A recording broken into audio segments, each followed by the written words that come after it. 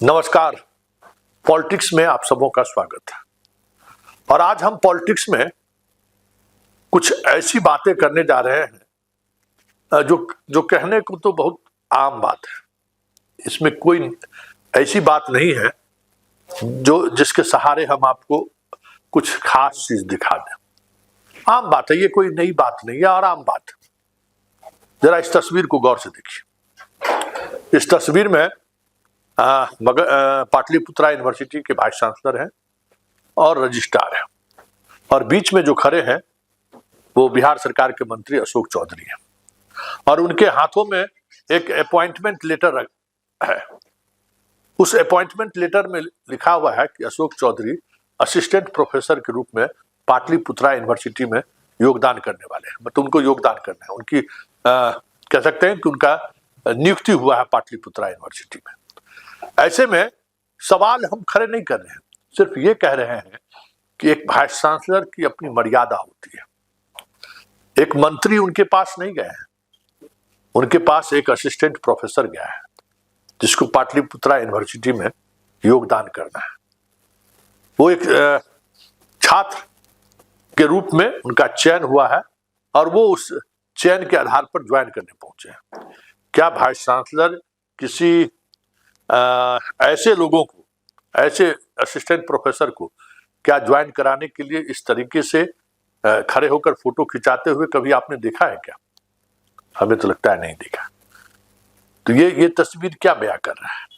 उसमें तीनों तस्वीर को हम बार बार दिखा रहे हैं, इसकी क्या बयां कर रहे हैं? देखिए, अशोक चौधरी के लिए इस तरीके की तस्वीर को सार्वजनिक प्लेटफॉर्म पर रखने, जारी करने की वजह हम समझ सकते हैं। उन्हें यह समझ में नहीं आ रहा होगा कि हमारे इस तस्वीर से कोई आदमी अंदर अंदर रो रहा होगा, कोई आदमी यह सोच रहा होगा कि हमें किस गुनाह की सजा दी जा रही है। यह अलग बात है कि आज वो व्यक्ति उस मना स्थिति में नहीं है। आज वो मना स्थिति में होती तो इनकी हैसियत नहीं थी कि इस तरीके की वो तस्वीर जारी कर पाते। मतलब जिसको नीतीश कुमार ने गले लगाया ना, उनके जीते जी इस तरीके से खंजर भोंकेगा, किसी ने सपने में भी नहीं सोचा होगा। यह तस्वीर जगहसाई की तस्वीर है कि एक मंत्री असिस्टेंट प्रोफेसर बनते हैं और उनकी नियुक्ति में वहां का वाइस चांसलर और रजिस्ट्रार उपस्थित है। यूनिवर्सिटी का उनको जो मादक चिन्ह है वो उन्हें दे रहे हैं। क्या मतलब है? मतलब आप समझिए कि कभी भी नीतीश कुमार इस तरीके से अपने पूरे जीवन काल में कुछ भी ऐसा नहीं किया जिससे पब्लिक में चर्चा हो सके कि देखिए इस तरीके का काम नीतीश कुमार को नहीं करना चाहिए। लेकिन अशोक चौधरी जैसा व्यक्ति जो हर वक्त नीतीश कुमार को अपमानित करते रहते हैं, कहते हैं कि हम उनके दत्तक पुत्र हैं, लेकिन एक पुत्र कभी भी नहीं, मानस पुत्र है, दत्तक पुत्र नहीं, वो कहते हैं मानस पुत्र है। तो क्या मानस पुत्र अपने मानस पिता को लेकर कभी गंभीर होकर सोचा है क्या कि कभी जो काम वो कर रहे हैं, क्या उनके मानस पिता कभी उस तरीके के काम के दौरान उनके साथ खड़े हो सकते थे? जिनके बहाली पर विवाद हुआ, जिनके बहाली की वजह से पॉलिटिकल साइंस के नियुक्ति पर महीनों फाइल अटका रहा, कई तरह की उस पर जांच हुआ और अंत में उनकी नियुक्ति पर हरी झंडी दी गई विभाग के द्वारा, यह कहते हुए कि जो उन पर नाम को लेकर जो गड़बड़ियां हैं उसको लेकर उन्होंने स्पष्टता के साथ सारी बातें कर दी है। तो सारी ऐसी चीजें, और ये भी है कि आज के ज्वाइन करने के बाद ये आज से छुट्टी पर चले जाएंगे, ये समझिए, क्योंकि मंत्री रहते हुए वो ज्वाइन तो करेंगे। क्या ज्वाइन करने से पहले वो रिजाइन?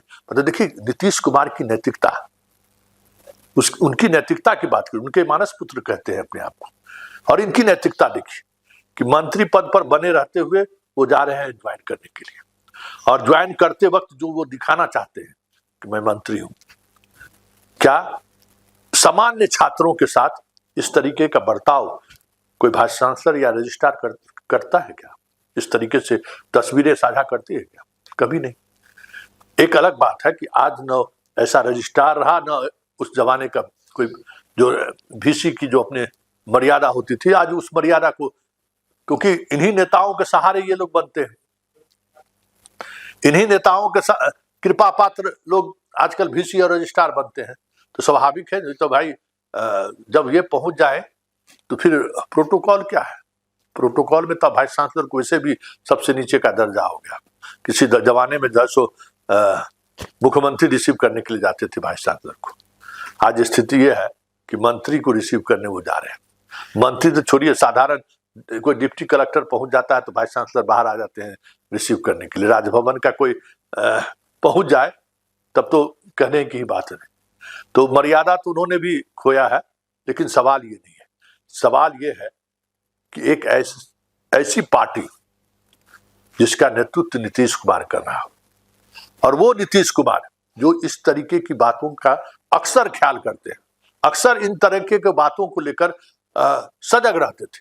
आज जो स्थिति उन्होंने दिखाया है, जिस तरीके से जो चीजें सामने आई है, क्या आपको लगता नहीं है कि वो अंदर अंदर रो रहे होंगे? क्या आपको लगता नहीं है कि वो अंदर से कितने अपने आप को अपमानित महसूस कर रहे होंगे? मतलब सब कुछ यहीं वो गंवाए जा रहे हैं, सब कुछ यहीं खोते जा रहे हैं। जो उन्होंने एक मर्यादा बनाई थी शासन व्यवस्था से लेके व्यक्तिगत आचरण पर, किसी की मजाल थी कि उनके होते हुए इस तरीके का तस्वीर या इस तरीके से वो एक्ट कर सके? आज अगर नीतीश कुमार अपने होशो हवास में होते, इन्हें अगर ज्वाइन करने की इतनी ही इच्छा रहती तो मंत्री पद से इस्तीफा देना पड़ता, या हिमाकत नहीं था कि इस तरीके से ये फोटो का प्रदर्शन कर सके। यही समय समय की बात है। न जाने नीतीश कुमार को अपने राजनीतिक कई ऐसे फैसले को लेकर जो सवाल खड़े हो रहे हैं, उन सवालों के बीच जो स्थिति दिख रहा है, जिस तरीके से दिख रहा है, न जाने कौन कौन सी चीजें इन्हें देखने को मिलेगा। मतलब यही इनको सब सारी मर्यादाओं का तार तार होना, नीतीश कुमार के मूल्यों का इस तरीके से उपहास उड़ाना, न जाने कब तक ये चीजें किसी ने सोचा भी नहीं होगा कि नीतीश के रहते हुए ये सारी चीजें हो सकेंगी। खैर, सवाल वो नहीं है। सवाल ये है कि एक मंत्री अगर इस तरीके की तस्वीर अपने सोशल पेज पर जारी करते हैं, इस तरीके की तस्वीर जारी करके वो संदेश क्या देना चाहते हैं, इस तस्वीर का संदेश क्या है, ये समझने वाली बात है। क्योंकि ये सिर्फ तस्वीर नहीं है, यह एक इतिहास, जो इतिहास हमेशा नीतीश से सवाल करेगा कि आप अपने जीवन में, राजनीतिक जीवन में, आपने जिसको अपना मानस पुत्र माना, वो मानस पुत्र आपके सिद्धांत को, आपके वसूलों को किस तरीके से सार्वजनिक तौर पर उपहास उड़ा रहा है।